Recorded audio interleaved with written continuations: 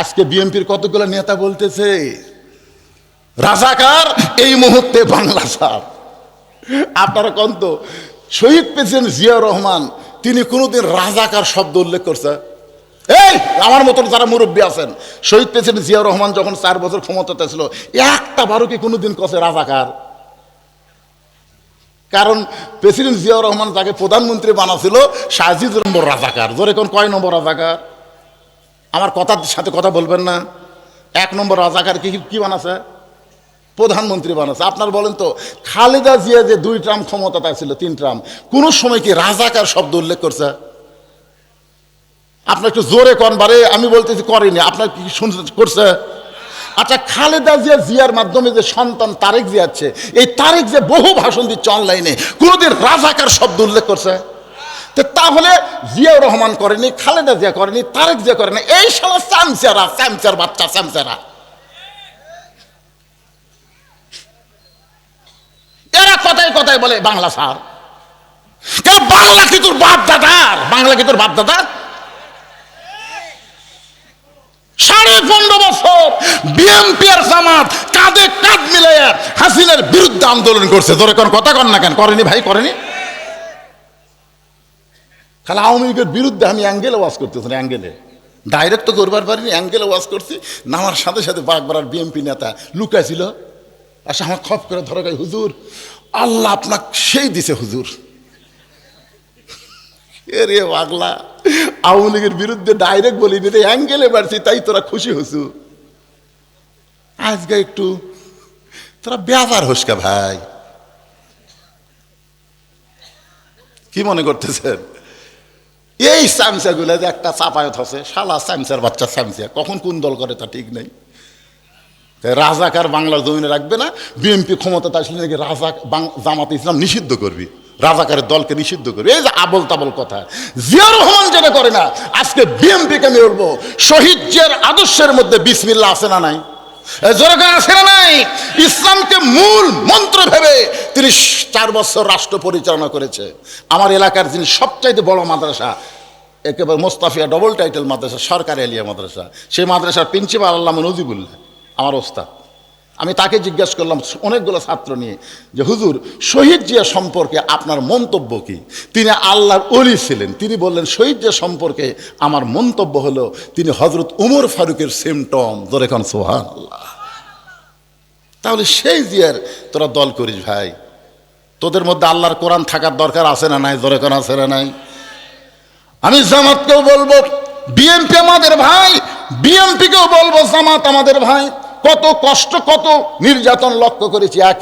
একই আলুর বাগুরের মধ্যে বিএনপির নেতা এবং আমি ভোটের আগে 2 জন লুকাইছিলাম একই জমিতে।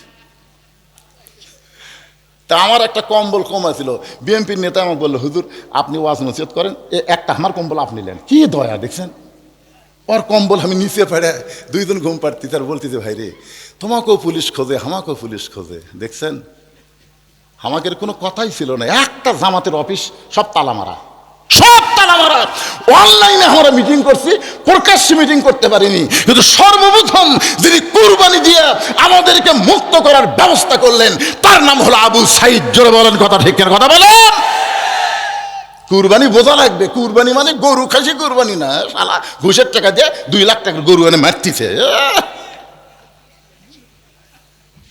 নামাজের সাথে এই কুরবানির কথা বলা হয়নি। ফাসাল্লি রাব্বিকা ওয়ানহার। একটু মনোযোগ দিয়ে শুনবেন। আবু সাইদ বাতিলের বিরুদ্ধে হকের পক্ষে নিজের জীবনকে কুরবানি দিলেন।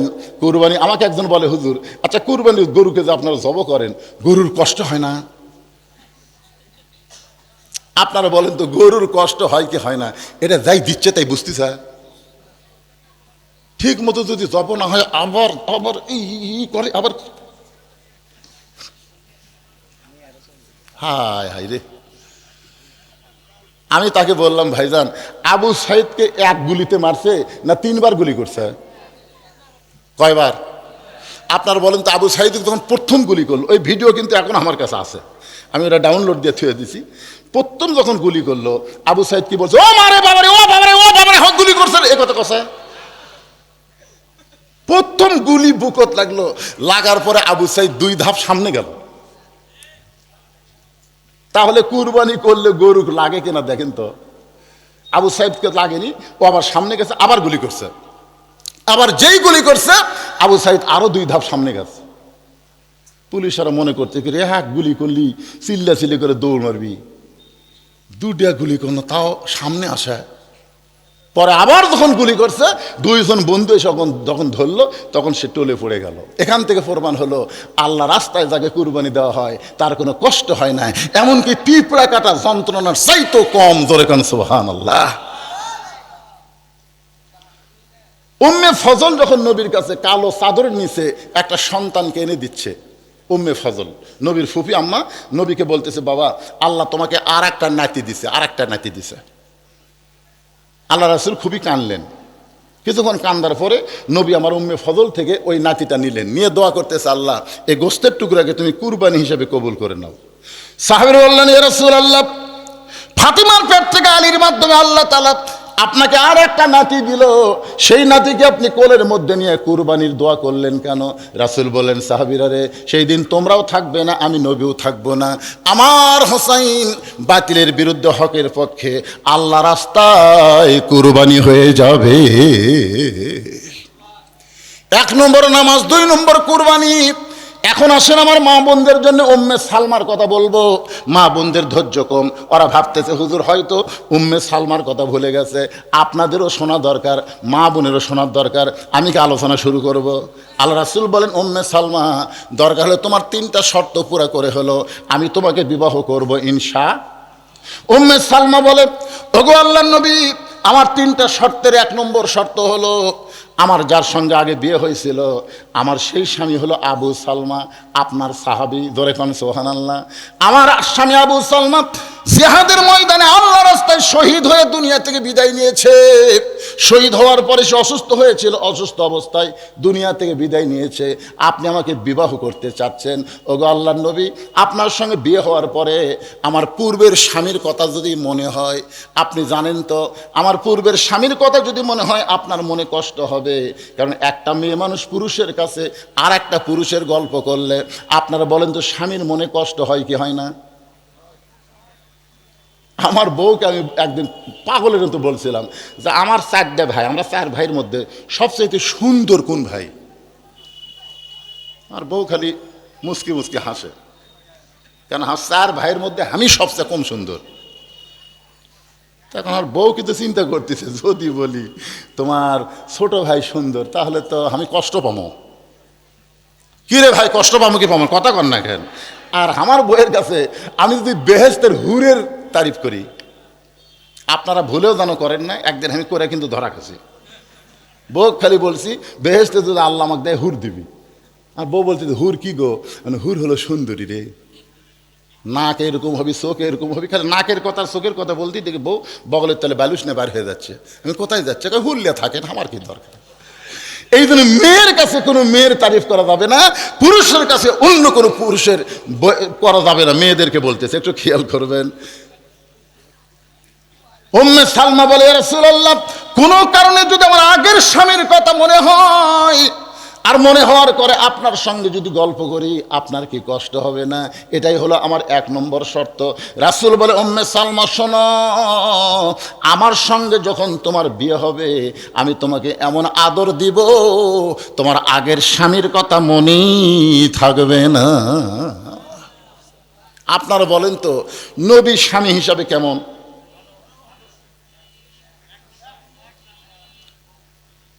এটা কেমনে বললেন? 11টা বউ একই টাইমে। নবীর কয়টা বউ ছিল? 9টা। এক সময় নবীর 9টা বউ ছিল। 9টা বউ একই টাইমে, মানে এক সময় 9টা বউ ছিল। এই 9টা বউ একদিন নবীকে ঘিরে ধরে বলতেছে, ইয়া রাসূলুল্লাহ, আমাদের 9 জনের মধ্যে সবচাইতে বেশি ভালোবাসেন কাকে? আল্লাহ রাসূল কই, বউলে তো একদিন সংসার করতেছি রে, কিন্তু এইরকম বিপদ তো পড়িনি। এখন যদি নবী বলে আমি অমুককে বেশি ভালোবাসি, তাহলে বাকি 8 জনকে খুশি হবি না মন খারাপ করবে? তো নবীর ব্যবহারে কারো মন খারাপ হোক, এটা কি আল্লাহ চায়? নবী বললেন, ঠিক আছে আজকে বলবো না কাকে সবচেয়ে বেশি ভালোবাসি, আগামীকাল বলবো, যাও। তো 9টা বউ যখন চলে গেছে, সারা রাত নবীর চোখে তার ঘুম নাই, কারণ সকাল হলি আর ধরবি, মেয়ে মানুষ তো বুঝতেছেন। নবী যখন চিন্তা করতেছেন, মা ইয়ান্তিকু আনিল হাওয়া ইন হুয়া ইল্লা ওয়াহুন ইউহা। এক টোপলা খেজুর নিয়ে নবী আয়েশার ঘরের দরজা গেলেন। আয়েশা দরজা খুলেই বলতে যে, হুজুর আমি জানি আমাকে সবচাইতে বেশি ভালোবাসেন, কিন্তু সবার সামনে বলতে পারেন নাই, এখন গোপনে বলতে আইছেন। রাসূল বলে, আয়েশা আগামীকাল সকালে যেই কথা বলবো সেখানে রাত্রে কেন বলবো? আমার কাছে কেন আইছেন হুজুর? বলে, তোমাকে 2টা খুরমা খেজুর দিলাম ভালোবেসে, এ কথা যেন তুমি কাউরে খোয় না। আয়েশারে 2টা খেজুর দিয়ে উম্মে সালমার দরজাত গিয়ে বললেন, তোমাকে 2টা খেজুর দিলাম, তুমি যেন কাউরে কয় না। উম্মে সালমারে 2টা খেজুর দিয়ে হাফসার দরবারে গেলেন, হাফসারে 2টা খেজুর দিয়ে বললেন, কাউরে জান কয় না। সাউদার দরজায় গিয়ে 2টা খেজুর দিয়ে বললেন, কাউরে জান কয় না। জয়নাব বিনতে জাহশের দরজায় গিয়ে 2টা খেজুর দিয়ে বললেন, কাউরে জান কয় না। নবী প্রত্যেকটা বিবির দরজায় গেলেন, 2টা করে খেজুর দিয়ে শর্ত দিলেন, কাউরে জান কয় না। পরদিন সকালবেলা 9টা বিবি যখন নবীকে ঘিরে ধরে বলতেছে, ইয়া রাসূলুল্লাহ, আমাদের 9 জনের মধ্যে সবচাইতে বেশি ভালোবাসেন কাকে? আল্লাহ রাসূল বললেন, গত রাত্রে যাকে 2টা খেজুর দিছি তাকে সবচাইতে বেশি ভালোবাসি। সব বিবি খালে মাথা ঝোঁকায়, তাই তো রে, আমাকে তো 2টা দিতে রে, আমাকে সবচেয়ে বেশি। চিন্তা করে দেখেন, 9টা বউ সাইজ করা, এটা কি জাতা মরদের কাম? সুবহানাল্লাহ কন্যা কেন ভাই? আমাদের নবী কেমন স্বামী ছিলেন? উম্মাহাতুল মুমিনিন মা আয়েশা বলতেছেন, আমাদের নবী শুধু নবী হিসাবে 1 নম্বর না, স্বামী হিসাবে পৃথিবীর শ্রেষ্ঠ স্বামী ছিলেন। নবী ঘরের মধ্যে বসে আছেন, এমন সময় মা আয়েশা ঘরের মধ্যে ঢুকছেন। যেই মাত্র মা আয়েশা ঘরের মধ্যে ঢুকছেন, নবী আর বসে নাই, নবী দাঁড়ায় গেলেন। আল্লাহ নবী দাঁড়িয়ে গিয়ে দৌড়ে গিয়ে একটু জোরে গিয়ে দরজা জানলা লাগিয়ে দিলেন। আয়েশা থরথর করে কাঁপতেছে। রাসূল বলে, আয়েশা কাঁপো কেন? বলে, হুজুর আপনার ঘরের মধ্যে যদি কোনো বেয়াদবি হয়, আপনি আল্লাহর শ্রেষ্ঠ নবী। রাসূল বলে, আয়েশা আমি আল্লাহর শ্রেষ্ঠ নবী এটা ঠিক আছে, কিন্তু এখন নাই। আয়েশা বলে, হুজুর তাহলে এখন আপনি কি হলেন? নবী বলতেছে, পাগল, দরজা জানলা বন্ধ করার পরে আমি আর নবী আছি? আশা কয়, হুজুর তাহলে এখন আপনি কি হচ্ছেন? এখন আমি স্বামী হচ্ছি, তুমি আমার বউ হচ্ছে, এখন এলে নবী বাদ দাও, আসো আমার বুকের মধ্যে আসো। কি মনে করতেছেন আমি যতই বড় হুজুর হই, এখান থেকে বাড়ি যাওয়ার পরে আমি হুজুর? আমি যদি বউকে বলি, বাঘ মারা 2 ঘন্টা ওয়াজ করলাম, তুমি 10 মিনিট শোনো, বউ করলে 10,000 টাকা দিলে শুনবো না। তাড়াতাড়ি টুপি খোলেন, সত্যি জনগণ আপনাকে চিনে না তাই হুজুর কয়, কিন্তু আমি চিনি না মালটা কি। নিজের বউয়ের কাছে হুজুর হওয়া যে কত বড় কষ্ট। আল্লাহ নবী, আয়েশা আমি এখন নবী নাই, আমি এখন স্বামী হয়ে গেছি, আমি হলাম স্বামী, তুমি আমার বিবি। এই বলে নবী যখন হাতটা বাড়ায় দেয়, আয়েশা দৌড়ে এসে নবীর বুকের মধ্যে মুখ লুকায় বলে, আল্লাহ আমার নবী শুধু বিশ্ব নবী না, আমার নবী হলেন পৃথিবীর শ্রেষ্ঠ স্বামী। নবী ডান হাতখানা, এ হাতের নাম কি হাত? এই ডান হাতখানা আয়েশার পিঠে দিয়ে একটা ঠাসি মারছে, এর নাম হলো মহব্বতের ঠাসি। আপনারাও মারবেন, সুন্নতের সওয়াব পাবেন। নবী যেই ঠাসি মারছে, আল্লাহ বলে, জিবরাইল আর দেরি করিস না, তাড়াতাড়ি নবীর কাছে আয়াত নিয়ে যা। জিবরাইল বলতেছে, আল্লাহ আমি তো নবীর কাছে আয়াত নিয়ে যাই, কিন্তু আজকে তাড়াতাড়ি কেন? আল্লাহ বলতেছে, নবী ঘরের মধ্যে যে আমল করতেছে, এই আমলের কারণে আমি আল্লাহর আরশ খুশি হয়ে গেছে। ধরে কর সুবহানাল্লাহ। আপনারা বলেন তো, নবী ঘরের মধ্যে কি পড়তেছে? নামাজ পড়তেছে, জিকির করতেছে। নিজের বউকে বুকের মধ্যে আদর করা আল্লাহর এত খুশি। ফেরেশতা জিবরাইল এসে নবীকে বললেন, নবী গো আপনি ঘরের মধ্যে কি আমল করেন? আল্লাহ জানে, আমি জানি না। আল্লাহ খুশি হয়ে কোরআনের আয়াত দিয়ে দিল, হুন্না লিবাসুল লাকুম ওয়া আনতুম লিবাসুল লাহুন্না। স্বামী হলো বিবির পোশাক, বিবি হলো স্বামীর পোশাক। এখন যে শীতকাল আসতেছে, আপনার স্বামী স্ত্রী কয় ল্যাপ নেবেন? কম্বল কয়টা? এই কম্বল কয়টা রে? আল্লাহ রাসূলের সুন্নত কি জানেন? স্বামী স্ত্রী যখন ঘুমাবে তখন এক বালিশে মুখামুখি হয়ে ঘুমানো সুন্নত। ঘুমের পরে আপনি যেদিকে যান, কিন্তু শোয়ার সময় শুরু করা লাগবে মুখের কাছে মুখ ছুঁয়ে, এটা নবীর সুন্নত। এখন এই সুন্নত যদি আমি কই, এতে একজন কয়ে দিস আগে, আমি বলার আগে কয়ে দিতে, হুজুর যে বিড়ি খাওয়া খায়, ওই ঘরের মধ্যে ঢুকলে মনে হয় ভোগরা পাটা ঢুকেছে, মুখের সাথে মুখ লাগাবি কি? আপনাকে বলতে শরম লাগতেছে না? বউ ও মায়েরা শোনেন, রাসূল বলেছেন স্বামী স্ত্রী যখন ঘুমাবে, ঘুমানোর আগে মেসওয়াক করা সুন্নাত। জোরে কান সুবহানাল্লাহ। এখন আসেন যেটা বলতেছি, রাসূল বলে উম্মে সালমা আমার সঙ্গে তোমার বিয়ে হলে তোমার আগের স্বামীর কথা তোমার মনেই থাকবে না, কারণ এমন আদর সোহাগ আমি দিব তোমার স্বামীর কথা তুমি ভুলে যাবে। তোমার 2 নম্বর শর্ত কি? উম্মে সালমা বলে হুজুর আমার 2 নম্বর শর্ত হলো আমি জানি যাদের 2 স্বামী থাকবে তারা জান্নাতে গেলে কোন স্বামী পাবে। 2 স্বামী জান্নাতি, কারণ আমার আগেকার যে স্বামী সে তো জান্নাতি, কারণ রাসূলের সাহাবা। রাসূলের সাহাবারা কোথায় যাবে? কথা কয় না। রাদিয়াল্লাহু আনহুম ওয়া রাদু আন যালিকা লিমান খাশিয়া রাব্বাহ। নবীর সাহাবী যারা বিনা হিসাবে জান্নাতি তারা জোরে গান সুবহানাল্লাহ। ওগো আল্লাহর নবী, আপনার সঙ্গে যখন আমার বিয়ে হবে আবু সালমা আমার স্বামী যদি জান্নাতে, বলে আমার উম্মে সালমাকে আমি চাই। যদি আমার আগেকার স্বামী জান্নাতে আমাকে চাই, আমি কিন্তু সেই স্বামীর সঙ্গে থাকবো না, জান্নাতে আপনার বউ হয়ে আমি থাকতে চাই। হুজুর আমার এই শর্ত পুরা করবেন নাকি? রাসূল বললেন যেমন করে হোক আবু সালমারে বুঝাবো, আল্লাহ বুঝাবেন, আমি তোমাকে বইয়ের মর্যাদা দিয়ে জান্নাতে রাখতে চাই। জোরে কোন সুবহানাল্লাহ। উম্মে সালমা বলেন নবী গো আমার 3 নম্বর শর্ত হলো আগেকার স্বামীর মাধ্যমে আমার একটা সন্তান আছে, আমার সেই মেয়ে সন্তানটা আপনার সঙ্গে বিয়ে হওয়ার পরে এতিম হয়ে যাবে। এতদিন মা হয়ে আমি তারা আগলে রাখি, কিন্তু আপনার সঙ্গে যখন আমার বিয়ে হবে তখন আমার সন্তানটা কি অবস্থায় থাকবে? সঙ্গে সঙ্গে রাসূল বলেন উম্মে সালমা তুমি কি মনে করতেছো? আল্লাহ তাআলা কোরআনের মধ্যে বলেছেন আর আইতাল্লাযী ইউকাযযিবু বিদ্দিন ফাযালিকাল্লাযী ইয়াদুল ইয়াতীম ওয়া লা ইয়াহুদ্দু আলা তুআমিল মিসকিন। ওগো নবী ধর্মের নামে মিথ্যাবাদীকে আপনারা চেনেন? ধর্মের নামে কারা মিথ্যাবাদী? এতিমকে যারা লালন পালন করবে না, ক্ষুধার্তকে যারা অন্ন দেবে না।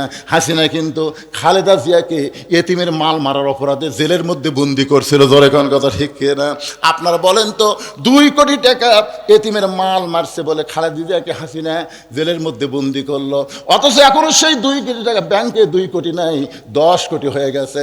কারণ খালেদা জিয়া কোনোদিন এতিমের টাকা মারবে না, কারণ 2টা এতিমকে লালন পালন করে সে বড় করেছে। জোরে কোন কথা ঠিক না?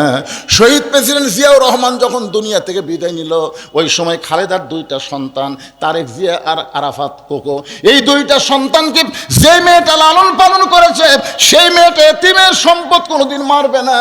আজকে দেখেন খালেদাকে আল্লাহ কেমন সম্মান দিয়েছে, তাকে দেশ নেত্রী বানাইছে, আর হাসিনাকে আল্লাহ কেমন অপমান করেছে। যারা মিথ্যা কথা বলে তহমত লাগায় আল্লাহ তাদের এমন অপমান করলো, 13 তারিখে লকডাউন ডাকলো, অথচ বাংলাদেশের কোনো জায়গায় লকডাউন দেখা গেল না। জোরে কোন ঠিক না?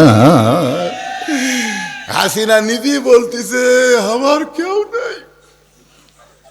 ওই যখন পলাচ্ছিল ভাই, হাসিনা যেদিন পলাচ্ছিল আপনারা ভিডিও দেখছেন, ওই ভিডিও দেখে সেদিন বুঝেছি হাসিনার বোন রেহানা খালি মাটির দিকে তাকে হাঁটতেছে, আর হাসিনা যাওয়ার সময় খালি চারিদিকে তাকাচ্ছে। ওই সময় হাসিনা একটা গুনগুন করে গান গাইছিল, আপনারা শোনেননি, কিন্তু আমি চোখ বন্ধ করে খেয়াল করছি গানটা কি। কব কতজনকে কত কি দিলাম, যাবার কালে এক চামচারও দেখা না পাইলাম। ও আমার সাদের মালা যায় রে ছিঁড়ে, রইব না আর বেশি দিন বাংলাদেশেতে। আমি বলি হাসিনা ভারতে পলায় গেছো, ভারতেই থাকো, এই বাংলাদেশের চিন্তার করো না। বাংলাদেশে যদি আসো জনগণ তোমাকে আর ক্ষমতার চেয়ারে বসাবে না, ফাঁসির মঞ্চে নিয়ে যাবে। জোরে কোন কথা ঠিক কি না?